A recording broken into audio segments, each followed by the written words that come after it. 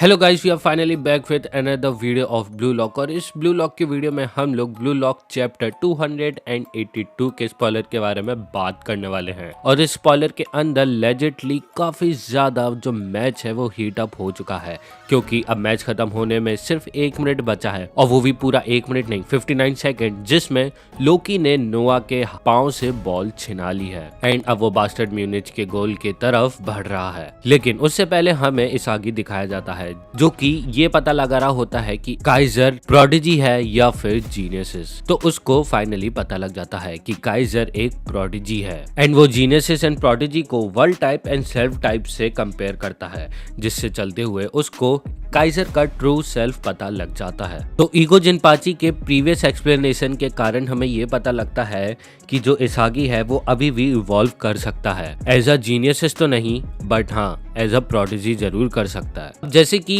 इसागी को काफी ज्यादा मुश्किल हो रही थी लोकी एंड नोआ से कॉम्पीट करने में, तो वैसे ही काइजर को भी उतनी ही मुश्किल हो रही थी एंड वो चीज अब इसागी ने नोटिस कर ली। तो इससे उसको ये पता लग गया कि काइजर प्रोडिजी है, नॉट अ जीनियस। और इसी बीच में जो लोकी था उसने नोआ से बॉल को छिना लिया था। तो तभी हमें फिर से इसागी के ऊपर फोकस होते हुए देखने को मिलता है, जिधर वो फर्दर एक्सप्लेन करता है अपनी थिंकिंग को, जिसमें हमें ये पता लगता है कि अब वो 110% श्योर हो चुका है कि जो माइकल काइजर है वो जीनियसिस नहीं है, वो एक प्रोडिजी है जो कि बिल्कुल उसकी तरह ही फील्ड को देखता है। और सिर्फ इतना ही नहीं, इसागी और भी चीजें रिवील करता है, जैसे कि काइजर ने जब काइजर इम्पैक्ट यूज किया था तो उस टाइम पे उसने काफी ज्यादा फील्ड को रीड किया था एंड काइजर ने सारे कैलकुलेटेड मूव किए थे, वो भी अपना ब्रेन को यूज करके। इवन उसकी जो फास्टेस्ट फ्री किक थी वो भी। एंड काइजर के पास एक भी ऐसा वेपन नहीं है जो लोकी एंड रिन के पास है। और इसी प्रोसेस से उसको world type and self type concept के बारे में याद दिलाता है, जिसमें वो ये बताता है अगर कोई भी बंदा जो प्रोडिजी का टाइटल होल्ड करता है एंड वो इस फील्ड के अंदर कुछ भी कर रहा है, लेकिन वो इस दुनिया के लिए मायने रखता है, तो वो वर्ल्ड टाइप हो गया। तो इसका मतलब सिंपली ये हुआ कि जो प्रोडिजी है वो वर्ल्ड टाइप प्लेयर्स हुए एंड जो जीनियसिस हैं वो सेल्फ टाइप प्लेयर हुए। जो जीनियसिस है उनको तभी ढूंढा जा सकता है जब फील्ड के अंदर प्रोडिजी मौजूद हो।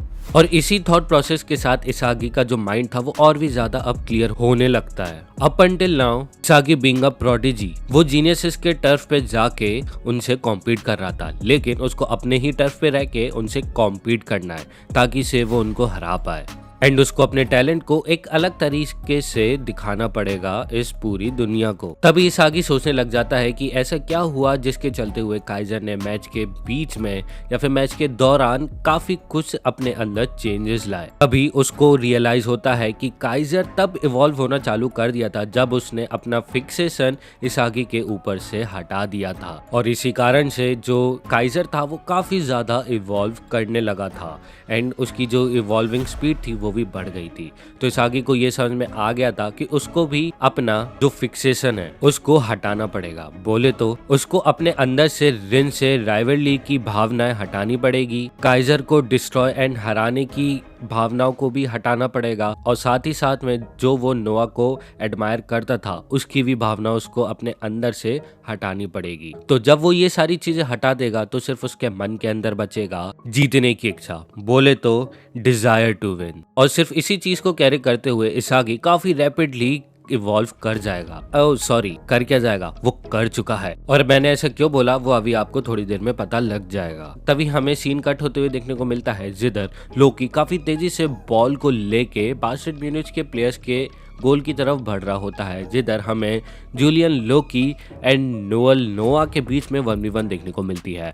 बट PXG के डिफेंडर्स आ जाते हैं ताकि से वो नोआ का जो पाथ है वो ब्लॉक कर दे, जिसके चलते हुए लोकी को इजीली क्लियर पाथ मिल जाए। लेकिन वहीं पर ही लोकी रिन को पास कर देता है। तभी रिन एंड इगाराशी का जो 1v1 है वो हमें देखने को मिलता है एंड इस बार इतोसे रिन उसको इजीली डॉज कर देता है, जो कि ऑफकोर्स उसको करना ही था। अगर यहाँ पे भी इगाराशी उसको रोक देता तो लेजिटली मेरा दिमाग खराब हो जाता, बट ऐसा नहीं होता है। तभी हमें दोबारा से बास्टर्ड म्यूनिच के 2 प्लेयर देखने को मिलते हैं जो कि इतोशी रिन को काफी ज्यादा रोकने की कोशिश करते हैं, लेकिन वो उनको इजीली डॉज कर देता है।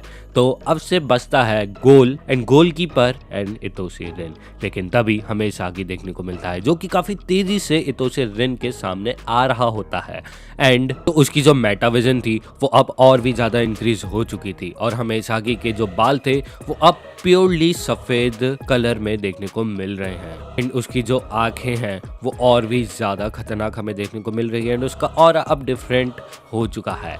तो हम ये कह सकते हैं कि इसागी अब अपनी जो वॉल थी उसके सामने खड़ी हुई थी एंड उसको रोक रही थी, वो उसको कॉन्करर कर चुका है एंड अब वो एज अ प्रोडिजी काफी ज्यादा आगे बढ़ने वाला है।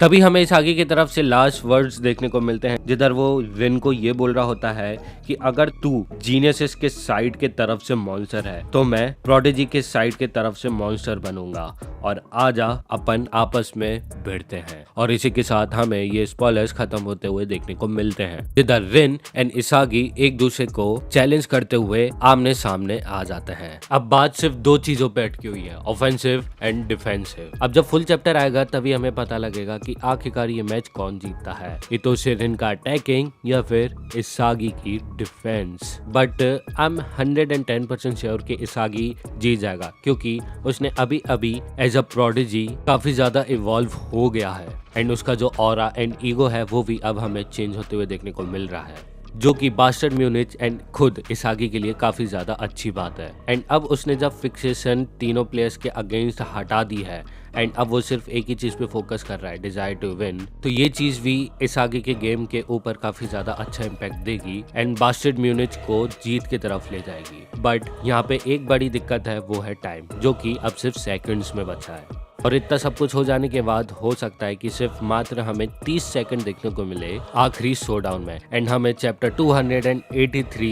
के अंदर पता लगे कि आखिरकार ये मैच कौन जीता है। सो अगर आप सभी को ये वीडियो पसंद आई so please don't forget to like and subscribe. मैं मिलता हूँ आप सभी को नेक्स्ट वीडियो में। Until sayonara.